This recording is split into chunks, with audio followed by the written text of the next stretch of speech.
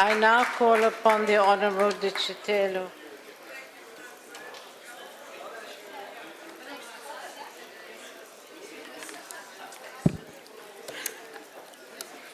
Thank you, Chairperson.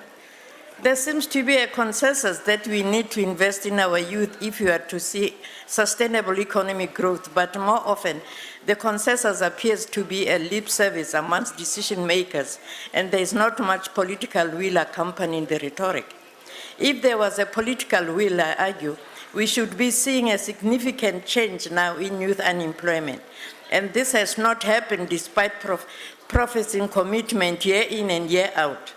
Our president rarely misses an opportunity to speak on skills development and youth unemployment, like when he addressed the Commonwealth Conference on Education and Training of Youth Workers. He fluently articulates himself on issues affecting our youth unemployment and empowerment, HIV and AIDS, crime, poverty, worsening inequality, etc.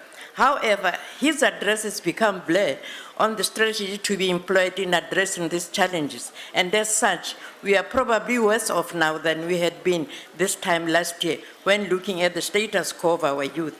That is indeed a very sad state of affairs of our youth, our future. If we do not invest in our youth, we are disregarding the future. We are then a selfish people who care not what shall befall in our land in the future. We are in fact robbing this land of our future. Quoting statistics that say more than 40% of those under the age of 30 are unemployed is a shame. The patronizing paternalistic echoes that the youth must work hard are essentially passing the buck when you consider the poor state that our education system is right now. It seems getting a university pass is reserved for the exceptionally gifted, and the rest can just fall through the cracks. Be that it may, the significantly increasing fund for FET colleges is indeed a promising step towards a desirable direction.